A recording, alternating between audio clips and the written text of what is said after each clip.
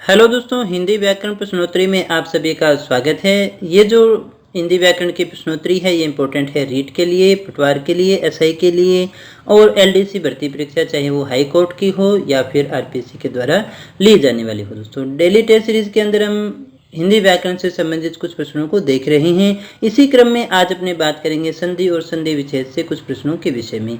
इनसे संबंधित किस प्रकार के प्रश्न पूछे जा सकते हैं, पूछे गए हैं विभिन्न परीक्षाओं में और आगे भी उनसे अपने लाभ ले सकते हैं। तो इन सभी प्रकार के प्रश्नों की अपने आज आप बात करेंगे। कल भी हमने संधि से संबंधित प्रश्नों को ही देखा था, क्योंकि ये एक बड़ा टॉपिक है इसलिए इसके 2-3 वीडियो बन सकते हैं दोस्तों। तो चलिएगा शुरू करते हैं आज के टेस्ट को और देखते हैं आज का हमारा पहला प्रश्न कौन सा है। पहला प्रश्न है हमारा, सत्याग्रह शब्द का सही संधि विच्छेद क्या होगा। दोस्तों क्या होगा सत्याग्रह शब्द का सही संधि विच्छेद, हमें इन 4 ऑप्शन में से बताना है। सत प्लस आग्रह, सती प्लस आग्रह, सत्य प्लस आग्रह या सत्य प्लस आग्रह। तो दोस्तों इसका जो सही आंसर है हमारा वो है नंबर 3, सत्य प्लस आग्रह। यहाँ पर ए है और यहाँ पर आ है, तो ए प्लस आ मिलकर के क्या बन गया, आ बन गया। तो ये आ तो वापस नहीं आएगा, इस ए के ये मात्रा लग गई और फिर क्या बन गया, सत्याग्रह बन गया दोस्तों। तो इसका सही जो सत्याग्रह का जो संधि विच्छेद होगा वो कौन सा होगा, सत्य प्लस आग्रह। आई होप ये सभी का सही होगा। ये कौन सी है, देखो आ, बड़ी ई और बड़ा ऊ जब भी आए तो दीर्घ स्वर संधि के अंदर अपने उसको लेकर के चलते हैं। बात करें अगले प्रश्न की। दूसरा हमारा प्रश्न है, किस क्रमांक में सही संधि विच्छेद है। हमें ये 4 ऑप्शन हमारे सामने हैं, इनमें से बताना है सही संधि विच्छेद कौन सा है। शिशु प्लस एक के शिशुक्य, गो प्लस इंद्र गावेंद्र, षट प्लस मुख षडमुख या फिर सारे सही हैं। कौन सा है दोस्तों सही संधि विच्छेद। तो दोस्तों क्या होगा इसका सही आंसर, अच्छे से इनको पढ़िएगा और आंसर देने की कोशिश कीजिएगा। तो देखिएगा इसका जो सही आंसर है हमारा वो है नंबर 1, शिशु प्लस एक के। ये बिल्कुल सही है दोस्तों।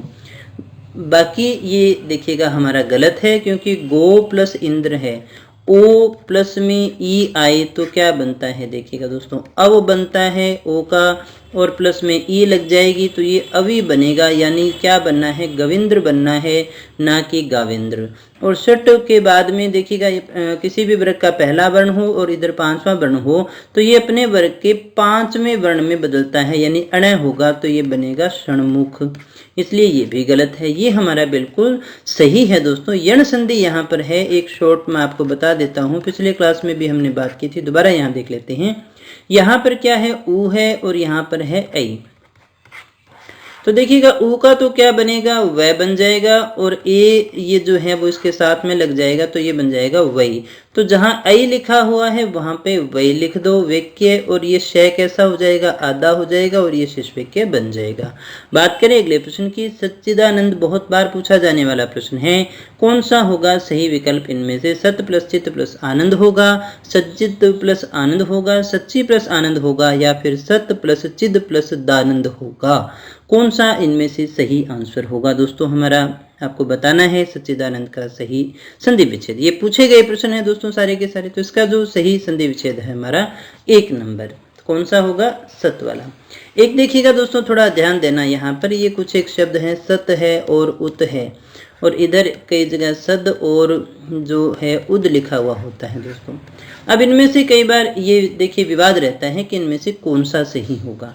तो यहाँ पर एक बात तो पहले ही क्लियर हो जाती है कि यहाँ पर सद इसने विकल्प में ही कहीं नहीं दिया है। और वैसे भी हम बात करें तो हिंदी की जो हमारी व्याकरण है, हिंदी के अंदर इन्हीं को सही माना जाता है, ये हमारे उपयोग नहीं होते हैं। ये विशेषतः संस्कृत के हैं दोनों ही। इसके अलावा देखिएगा माध्यमिक शिक्षा बोर्ड जो है वो उत के बारे में ही बात करता है, सत के बारे में ही बात करता है, इनके बारे में बात नहीं करता है, इसलिए हमें भी इन्हीं को मानना है। अगर दोनों विकल्प में आ जाए उत और उद तो हमें उत को ही सही करना पड़ेगा दोस्तों, यही सही ज़्यादा विकल्प होगा। और अगर उत ऑप्शन में ही नहीं आए तो फिर हम क्या करेंगे, फिर हमें उद या फिर सत को देखना है, अन्यथा हमें प्राथमिकता इन्हीं को देनी है। आई होप कि आप मेरी बात को अच्छे से समझ गए होंगे। किसी प्रकार के किसी विवाद में आपको नहीं पढ़ना है, जो जैसी परीक्षा है उसी के हिसाब से आपको आंसर करना है। बात करें अगले प्रश्न की। चौथा हमारा प्रश्न है, संस्कृत शब्द का सही संधि विच्छेद क्या होगा। सम प्लस कृत, सम प्लस कृत, संस प्लस कृत या फिर सम प्लस कृत, कौन सा होगा हमारा सही संधि विच्छेद। तो दोस्तों इसका जो हमारा सही संधि विच्छेद है वो होगा नंबर 2 सम प्लस कृत। कौन सा होगा? सम प्लस कृत, ये अनुस्वार वाला और ये कृत बन जाएगा। इससे स का बीच में आगमन हो जाता है। क्री धातु से बनने वाला मैं के बाद में मैं की संधि का नियम है, क्री धातु से बनने वाला कोई शब्द आए तो बीच में स का आगमन हो जाता है। दोस्तों बात करें अगले प्रश्न की। 5वां हमारा प्रश्न है वृक्ष छाया का सही संधि विच्छेद क्या होगा? वृक्ष प्लस छाया, वृक्ष प्लस छाया, वृक्ष प्लस छाया या फिर वृक्ष प्लस छाया, कौन सा होगा सही संधि विच्छेद दोस्तों? तो दोस्तों इसका जो हमारा सही संधि विच्छेद है वो होगा नंबर 4। इस नियम के बारे में पीछे भी हमने बात की थी। यहाँ पर ए हो और बाद में छ आए तो इन दोनों के बीच में च का आगमन हो जाता है।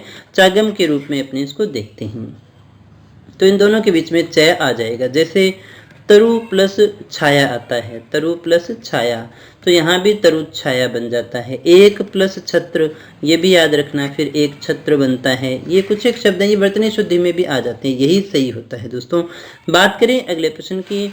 सद्भावना, सद्भावना स प्लस भावना, स प्लस दभावना, सद प्लस भावना या फिर सत प्लस भावना। देखिए यहाँ पर विवाद आपके सामने आ चुका है, दोनों आ जाएं। ये रीट का ही प्रश्न है दोस्तों, तो यहाँ पर आप देखिएगा कौन सा आपको करना है। तो इसका सही आंसर क्या होगा? इसका सही आंसर होगा नंबर 4 सत प्लस भावना। तय का क्या बन गया? द बन गया और सद्भावना बन जाएगा। ये रीट का ही प्रश्न है दोस्तों। बात करें अगले प्रश्न की। परिच्छेद, परिच्छेद का क्या होगा दोस्तों? कौन सा होगा सही? परि प्लस छेद, पर प्लस छेद, परिच्छ प्लस छेद, पर प्लस छेद, कौन सा होगा दोस्तों? दोस्तों सही आंसर है हमारा नंबर 1। अभी हमने बात भी की थी, यहाँ स्वर आए और छ आए तो बीच में क्या आ जाएगा? च आ जाएगा और परिच्छेद बन जाएगा। जैसे अनु प्लस छेद क्या बनेगा? अनुच्छेद बनता है। वी प्लस छेद क्या बनता है? विच्छेद बनता है। तो ये चीजें आपको अच्छे से याद रखनी होगी दोस्तों। बात करें अगले प्रश्न की। 8वां हमारा प्रश्न है वागदान में कौन सी संधि है? वृद्धि है, दीर्घ है, व्यंजन है या फिर विसर्ग संधि है? वागदान में कौन सी संधि है दोस्तों?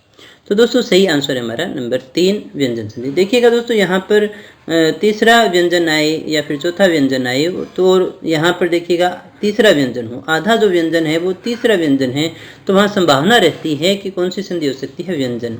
और इसमें होगा क्या? यहाँ होगा वाक प्लस में दान। इसमें क्या होगा? प्रथम वर्ण आए, किसी भी वर्ग का प्रथम वर्ण आए और यहाँ पर तीसरा चौथा आ जाए तो हम इस क को किस में बदल देंगे?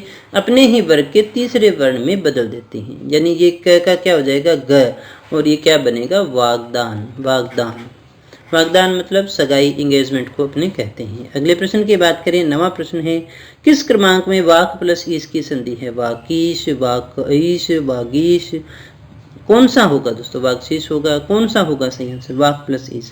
तो सही आंसर है हमारा नंबर 4 वागीश। अब देखिएगा क्या होगा, यहाँ पर प्रथम वर्ण आए और इधर स्वर भी आए तो भी हम इसको तीसरे में ही बदलते हैं। आधा बनेगा, आधा ग है और ये इधर ई की मात्रा है तो बन गया गी और ये बन गया हमारा वागीश। अगले प्रश्न की बात करें। दिग्दर्शन में कौन सी संधि है? विसर्ग है, वृद्धि है, अयादी है या फिर व्यंजन संधि है? कौन सी होगी दोस्तों दिग्दर्शन में? तो सही आंसर हमारा क्या होगा? सही आंसर है नंबर 4। दिग्दर्शन में कौन सी संधि होगी? व्यंजन संधि होगी दोस्तों।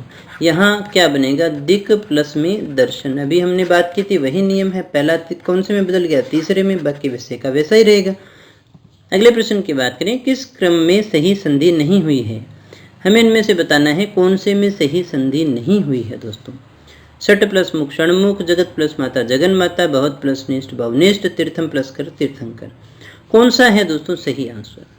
तो दोस्तों इसका सही आंसर है हमारा नंबर 3, क्योंकि भवत प्लस निष्ठ, तय के बाद में न है, 5वां है, तो ये तय किस में बदलेगा? न में बदलेगा आधा, और ये कैसा लिखा जाएगा? भवन निष्ठ के रूप में अपने इसको लिखेंगे दोस्तों।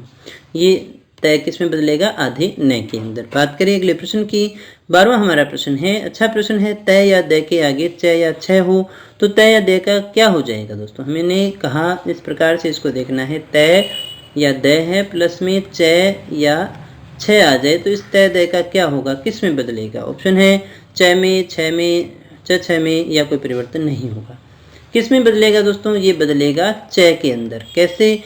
जैसे देखिएगा हमने कहा उत प्लस में चारण, तो क्या होगा? तय के बाद में च है तो क्या बदला दो? ये हो गया उच्चारण। इस प्रकार से ये परिवर्तित होता है। हमारा सही आंसर होगा नंबर 1। किसमें बदलेगा? ये च में बदलेगा। बात करें 13वें प्रश्न की, व्यंजन संधि का सही उदाहरण इनमें से कौन सा है?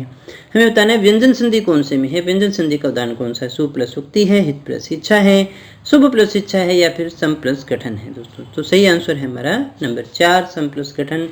ये व्यंजन संधि है। बाकी स्वर संधि है। शुभ प्लस उक्ति क्या बनेगा? सूक्ति दीर्घ हो गई। हित प्लस इच्छा क्या बनेगा? गुण संधि हो गया, ये बन गया हितेच्छा। शुभ प्लस इच्छा क्या बन गया? शुभेच्छा। और सम प्लस गठन क्या बन गया? संगठन बन गया। तो इस प्रकार से आप इन चारों को देख करके चलते हैं। बात करें अगले प्रश्न की। अगला हमारा प्रश्न है उद्धरण शब्द का संधि विच्छेद क्या होगा? उत प्लस हरण, उत प्लस अण, उत प्लस धरण, या उत प्लस रण। उद्धरण शब्द का व्यंजन संधि का उदाहरण है ये। सही विच्छेद इसका क्या होगा हमें बताना है। तो दोस्तों इसका जो सही संधि विच्छेद है वो हमारा होगा पहला। तो ये क्या कहता है? तय या द के बाद में अगर आ जाए है तो ये है किस में बदल जाएगा? ध के अंदर।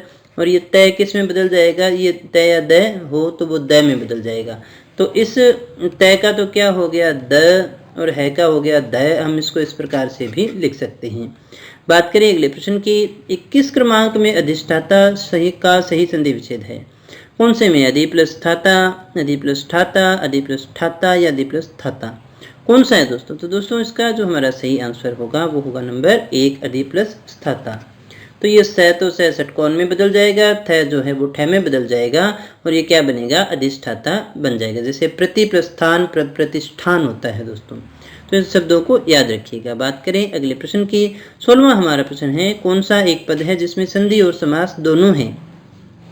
दिन रात, पंचवटी, चंद्रमुखी, रामानुज।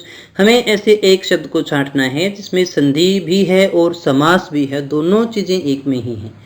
कौन सा होगा सही आंसर दोस्तों? तो दोस्तों सही आंसर है हमारा नंबर 4, क्योंकि यहाँ है राम प्लस अनुज, यानी यहाँ पे संधि के नियम का पालन हुआ है, रामानुज हो गया। अब यहाँ समास तो है चंद्र प्लस मुखी, पंच प्लस वटी, दिन प्लस रात, लेकिन यहाँ पर संधि नहीं है, इसलिए हमारा सही आंसर कौन सा हो जाएगा? ये हो जाएगा। इस प्रकार के प्रश्न भी आपसे पूछे जाते हैं दोस्तों, तो इनको अच्छे से समझ लीजिएगा। 17वें प्रश्न की बात करें। विसर्ग के आगे च या छ हो तो विसर्ग का क्या बनेगा? स बनेगा, श बनेगा, या फिर स बनेगा? क्या बनेगा? च, हमने कहा च या छ हो प्लस में, देखिए हमने क्या कहा, विसर्ग के आगे, यानी विसर्ग तो यहाँ है और विसर्ग के बाद में च या छ आए तो इस विसर्ग का क्या बनेगा? क्या बनेगा दोस्तों? इसका बनेगा श। हमने कहा विसर्ग आए और विसर्ग के बाद में च या छ आए, जैसे हमने कहा निह प्लस चय, तो क्या बनेगा दोस्तों? इस विसर्ग का अपने क्या बनाएंगे? इसका बनाएंगे आधा श और ये बनेगा निश्चय। तो इस शब्द को आप अच्छे से याद रखेंगे। निह प्लस छल, वो भी निश्चल ही बनता है। बात करें अगले प्रश्न की। धनुष टंकार में कौन सी संधि है? हमें बताना है धनुष टंकार का संधि कौन सा होगा? विसर्ग है, व्यंजन है, दीर्घ है, या फिर यण संधि है? धनुष टंकार में कौन सी संधि है? तो दोस्तों इसकी सही संधि है वो है हमारी विसर्ग संधि। ये होता क्या है? धनुः प्लस टंकार। क्या बनेगा? देखिएगा यहाँ पर मूर्धन्य वर्ण है तो यहाँ पर इसका भी मूर्धन्य स ही बनेगा दोस्तों। तो ये क्या बन जाएगा? धनुष टंकार। इस प्रकार से हम इसको लिखते हैं, धनुष टंकार आता है दोस्तों। बात करें अगले प्रश्न की। किस शब्द में संधि नहीं संयोग है? हमें बताना है कौन से शब्द में संधि नहीं संयोग है। दुष्कर्म है, मात्राज्ञा है, उल्लेख है, या फिर प्रतिज्ञा है दोस्तों। कौन से में है दोस्तों? किस शब्द में संधि नहीं संयोग है? दुष्कर्म है, मात्राज्ञा है, उल्लेख है, या फिर प्रतिज्ञा है? क्या होगा दोस्तों इसका सही आंसर? तो दोस्तों इसका जो सही आंसर है हमारा वो होगा नंबर 4, वो होगा प्रतिज्ञा। तो दोस्तों ये हमारा सही आंसर है, प्रतिज्ञा के रूप में हम इसको लेकर के चलते हैं, क्योंकि ये बाकी सारे सही हैं। दुह प्लस कर्म क्या बन गया? दुष्कर्म। मातृ प्लस आज्ञा क्या बन गया? मातृज्ञा। उत प्लस लेख बन गया उल्लेख, क्योंकि तय के बाद में लय आए तो अपने इसका लय ही बना देते हैं, उल्लेख बन गया। ये नहीं है, यहाँ संयोग मात्र मान के चलते हैं। बात करें अगले प्रश्न की। अयादेय संधि में ऐ के बदले क्या हो जाएगा? अय, आय, अव, या फिर आओ? क्या होगा दोस्तों? तो दोस्तों उसका सही आंसर होगा 2 नंबर, आय बन जाता है। इसको समझ लीजिएगा। अगर ए प्लस अन्य स्वर मतलब ए आ कुछ भी आ जाए तो इस ए का तो क्या हो जाएगा? अय हो जाएगा, बाकी स्वर इसके साथ में लग जाएगा। अगर आ जाए ऐ प्लस में कोई भी स्वर, स्वर कौन सा, अन्य स्वर यानी आई को छोड़ करके, तो इसका तो बनेगा आय, और सामने वाला स्वर जो है उसके साथ में लग जाता है दोस्तों। इस बात को हमें ध्यान में रखना है। जैसे हमने कहा गई प्लस में अक, क्या बनेगा, गै तो गै ही रहेगा, आई का क्या बन गया आय, तो गा य ए इसमें लग गया और ये बन गया गायक। इसको आपको समझ लेना है दोस्तों। जैसे ने प्लस अन कहें तो ये क्या बनेगा, न ही रहेगा, अय बनेगा तो ए इसमें लग गया, ये और ए ये पूरा हो गया, अयन बन गया दोस्तों। तो इस प्रकार से इसको थोड़ा और मैं आपको एक्सप्लेन कर देता हूँ ताकि आप बात को अच्छे से समझ जाएं। गई प्लस अक है, इसको थोड़ा सा और तोड़ लीजिएगा। हम इसे लिख सकते हैं गै प्लस आई प्लस ए प्लस में कै, ऐसा लिख सकते हैं। अब इनकी संधि होगी तो इसका हमें क्या बनाना पड़ेगा, आय, और ये वैसे का वैसा ही रहेगा प्लस में क। अब इनको जोड़िएगा, गै और आ मिलके क्या बन गया गा, ये और ए क्या हो गया, ये और कै आगे है ही है, तो ये गायक बन जाएगा। इस प्रकार से ये संधि होती है दोस्तों। आई होप सारी बातें आप अच्छे से समझ गए होंगे दोस्तों। तो दोस्तों ये थे आज के हमारी संधि से संबंधित कुछ प्रश्न। कल अपने संधि से ही संबंधित कुछ और प्रश्नों के विषय में बात करेंगे दोस्तों। तो दोस्तों अगर आपको वीडियो अच्छा लगा हो तो इसे लाइक कर देना, ये प्रोग्राम पसंद आ रहा हो तो दोस्तों के साथ में शेयर कर देना ताकि वो भी लाभ उठा सकें। चैनल पर पहली बार आए हो और इस प्रकार के वीडियो देखना चाहते हो और हमारे साथ में रेगुलर रहना चाहते हो तो चैनल को सब्सक्राइब कर लेना अगर अभी तक नहीं किया है तो दोस्तों, क्योंकि यहाँ पर आपको क्वालिटी वीडियो हमेशा मिलते रहते हैं। तो दोस्तों मिलते हैं कल के टेस्ट में कुछ और नए प्रश्नों के साथ, कुछ और नई जानकारी के साथ। तब तक बने रहिए हमारे साथ। Thank you very much.